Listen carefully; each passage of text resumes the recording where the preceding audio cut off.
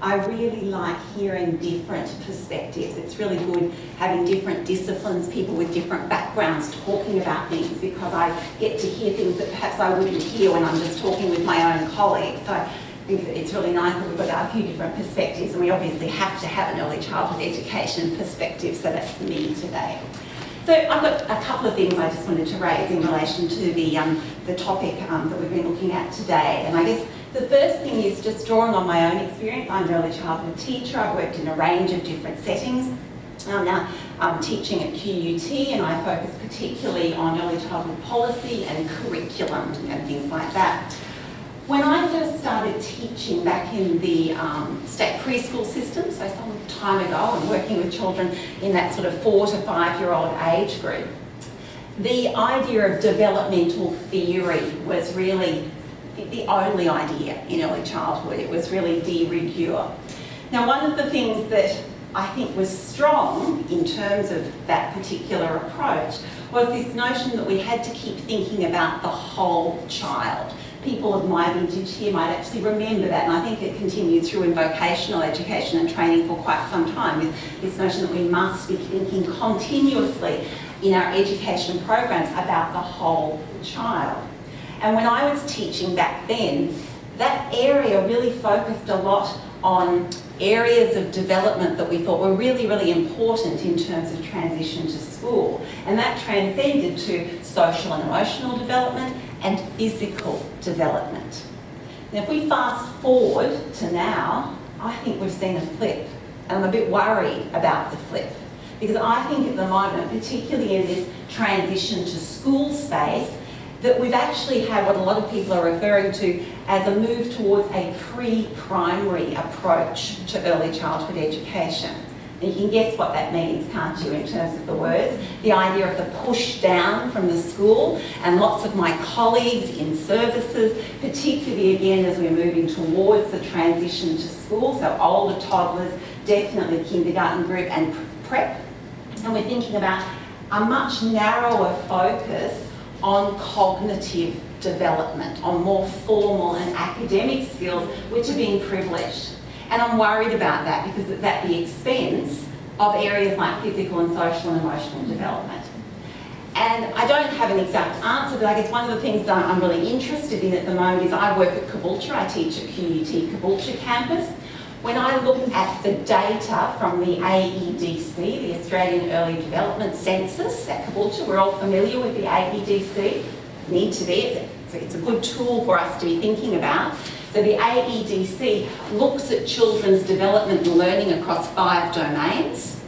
And when I look at that, in the 2 years that it's been measured, over 2009 to 2012, we in Caboolture, which is recognised as a disadvantaged area in many parts, children in Caboolture have improved significantly in the area of language and cognition.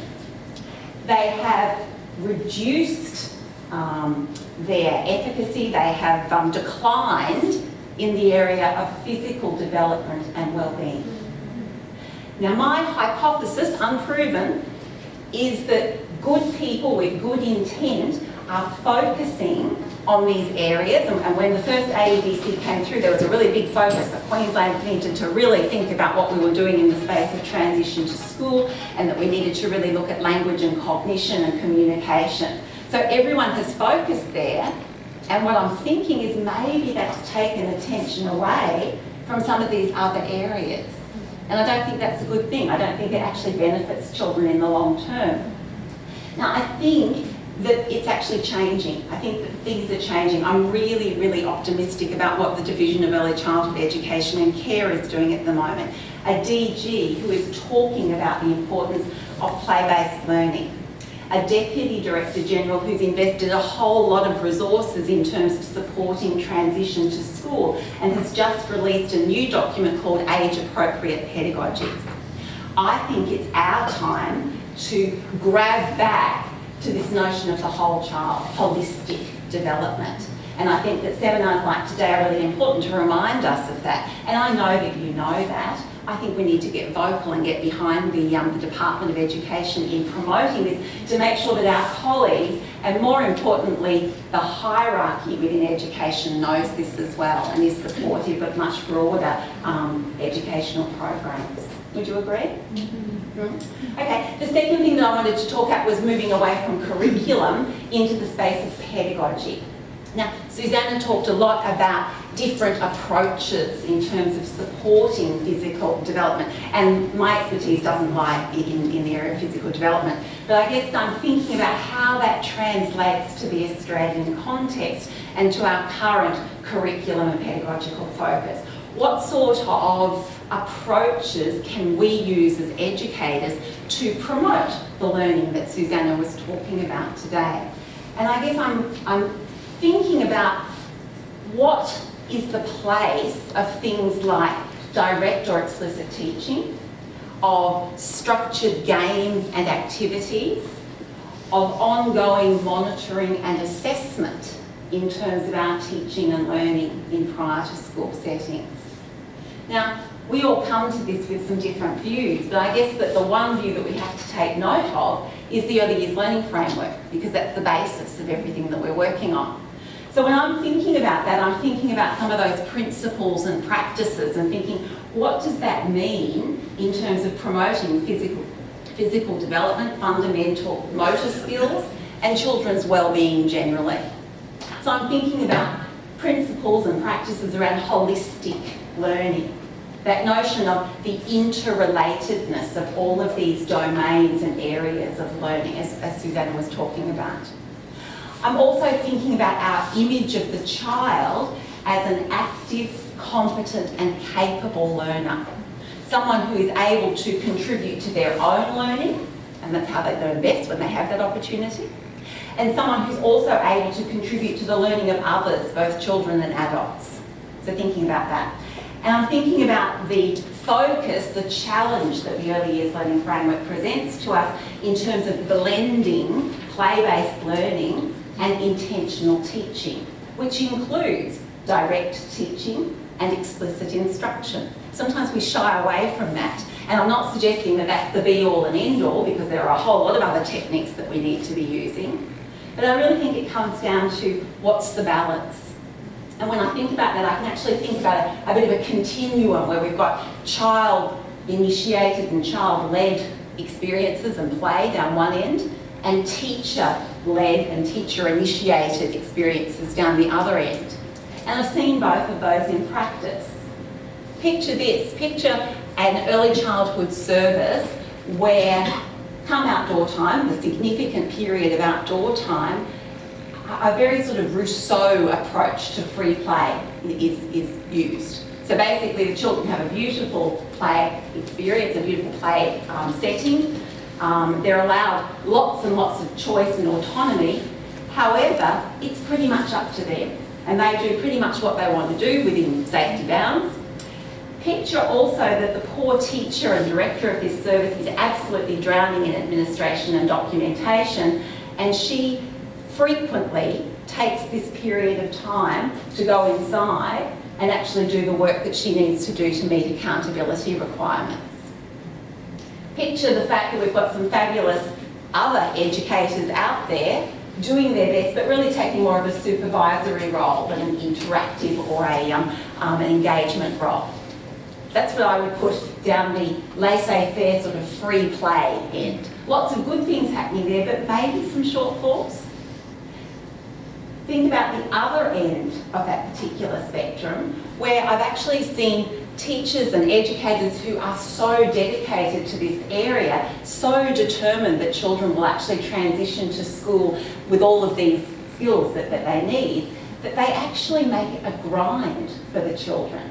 There are daily obstacle courses where children actually aren't allowed to do something else until they've completed this particular thing. Particular tasks where teachers sit there with checklists and tick things off. Not particularly fun for the adults, not particularly fun for the children. And you can actually see the children thinking, oh, you know, the ones that want to resist, the ones that just do it because they just want to get it out of the way, and then the others who do enjoy that. But I guess it's about that balance, isn't it? How are we actually supporting a genuine balance and drawing together those particular teaching techniques, using all of the techniques that we looked at today, but in balance with some genuine opportunities for children to initiate and to lead. And finally, I just want to go back to that notion of developmental theory. Now that's got a bit of a bad rap recently, hasn't it, that notion of developmental theory? Who here likes developmental theory? Are you game to put your hand up? Come on, do you like developmental theory? No? No one? I'm going to say that I teach theory at the university, and I really believe that it's important to have a whole range of theoretical perspectives. We went through a period where we actually said, oh, developmental theory, it's a bit passé, it's a bit old, and it really doesn't have a place for us in our current services. Now that's because we realised the limitations of developmental theory, this notion of a universal child, the idea that all children pass through a particular developmental sequence and that was it, that there was normal development and not normal development. The idea that culture and social class and all of those sorts of things didn't have much to do with it in terms of developmental learning. So lots of shortcomings. The idea that we looked at children's needs rather than their strengths. So sometimes a bit more of a deficit thing. You know, what are we going to do to fix this up? That sort of notion. They're old notions of developmental theory. But I'm going to say to you that I think that educators need a suite of theories. And I think refreshing your knowledge of developmental milestones and looking at some of the things that we've been looking at today is a really important part of your professional knowledge. Having these as a reference point, while understanding the limitations of developmental theory, the fact that you don't just apply one rule to all children, that there's lots of variables there, but just knowing some of those milestones that Susanna was talking about, really important to assist you. So take-home messages, holistic approaches. We want to go back to that notion of the whole child and do it in a really meaningful way. And that doesn't mean that we don't want to keep concentrating on language and cognition. They're really important. But we want to actually value all of these things and help that continuity as children move into school. We also want to think about balanced pedagogy. So genuine balance between the adult role and the child role, recognising the agency of children as the Early Years Learning Framework promotes. And finally, I don't think developmental theory is a dirty word. I actually think that that's something that we could just go back and refresh our memory and use in concert with a number of other theories and ideas that we use in our teaching.